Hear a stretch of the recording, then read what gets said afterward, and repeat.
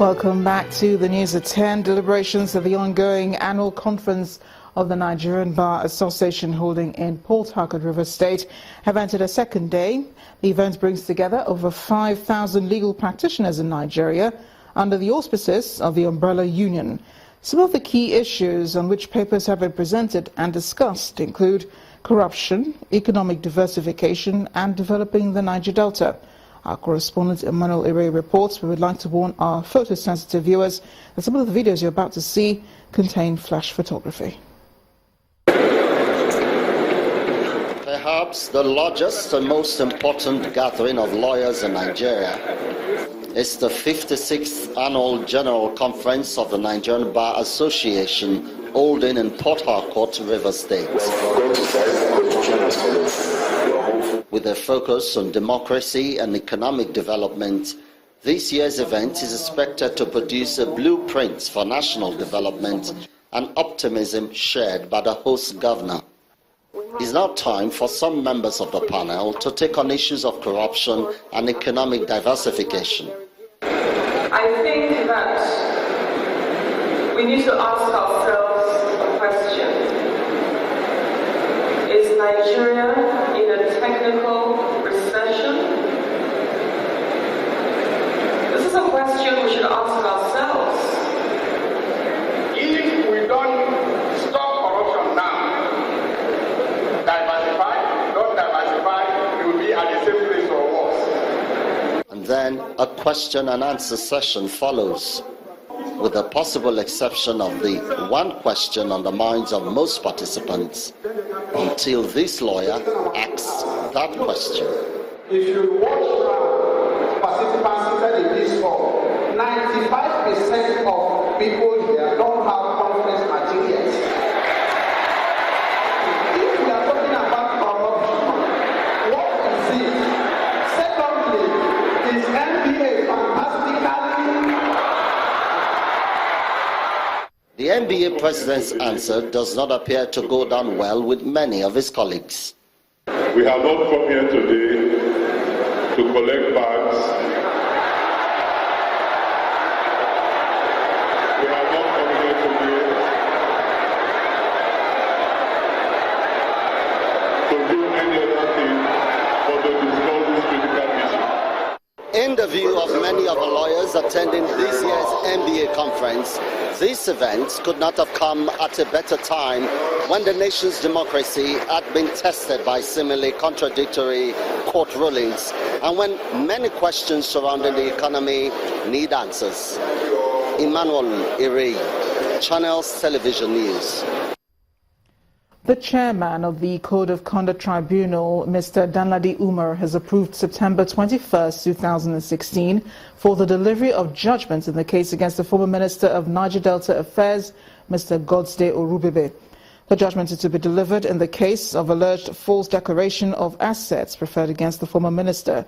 The notice of the tribunal sitting scheduled for the month of September and October also contains the case of the Senate President, Dr. Bukola Saraki, whose motion has been slated for ruling on October 5th, 2016. Senator Saraki is seeking the withdrawal of the chairman of the Code of Conduct Tribunal from the trial over alleged bias. It's time now for business news. Here's Melinda Akilami.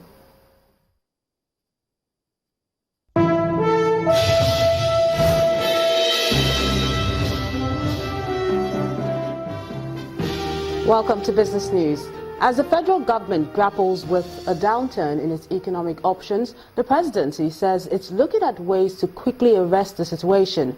A statement issued by the Senior Special Assistant on Media and Publicity to the Vice President, Mr. Laolu Akonde, says the economic management team has been considering several policy options to urgently revive the economy.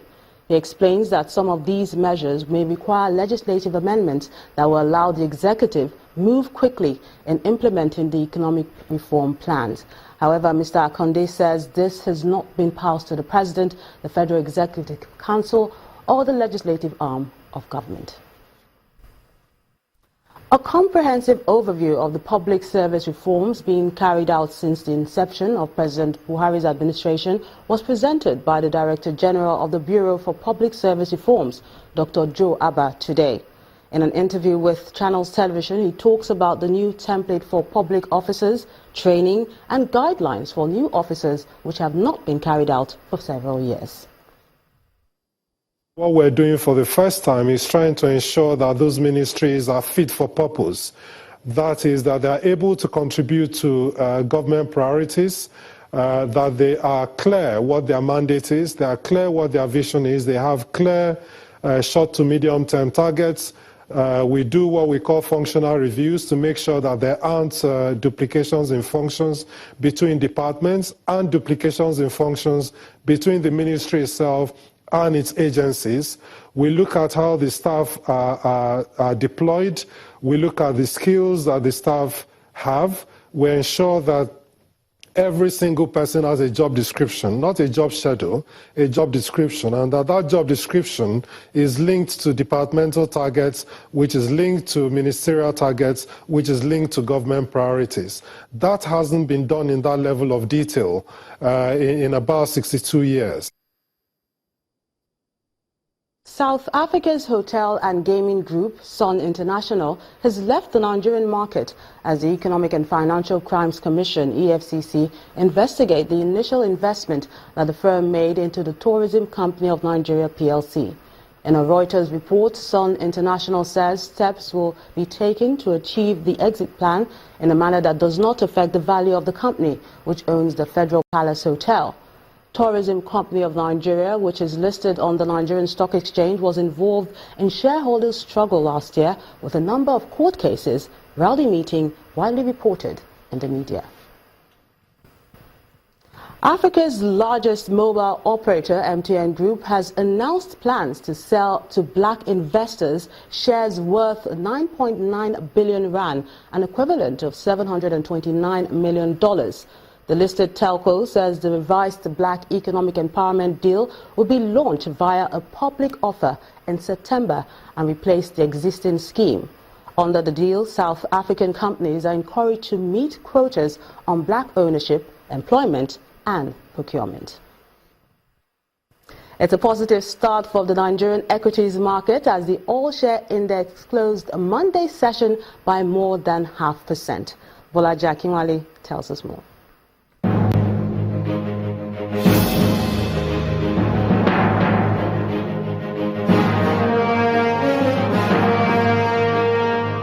Hello and welcome to the Stock Market Report.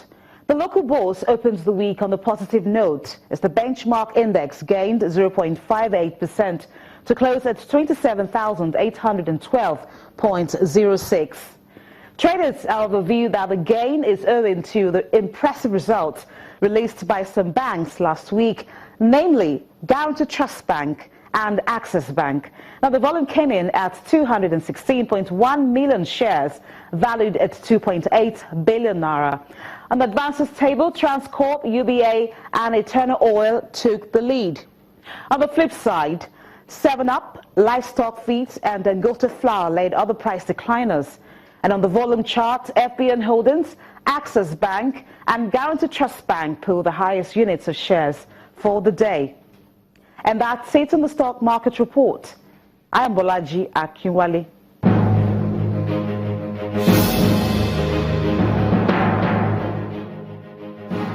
Many thanks, Bolaji. Well, it's different strokes for major world markets, which closed mostly lower on Monday as investors remain jittery ahead of a speech from the U.S. Federal Reserve Chairman.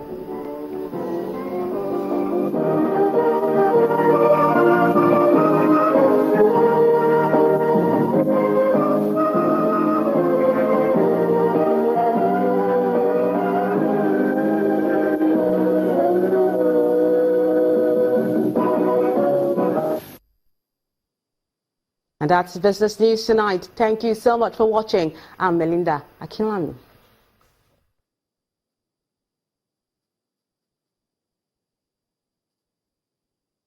You first. First Bank. 8 people have died after a riot erupted at the Abdu Gaswa Polytechnic in Talata Mafara town, Zamfara state. The police in the town told Channels Television the students of the Polytechnic went on rampage after an alleged blasphemous statement by a fellow student. The streets of the town, which is the hometown of the incumbent governor, Abdulaziz Yari, has been deserted and taken over by armed police personnel. But next on the news at 10, Confederation of African Football clears Guinea-Bissau to compete in its first ever African Cup of Nations after rejecting Zambia's appeal over player eligibility. We'll have more in sports news. Do join us again.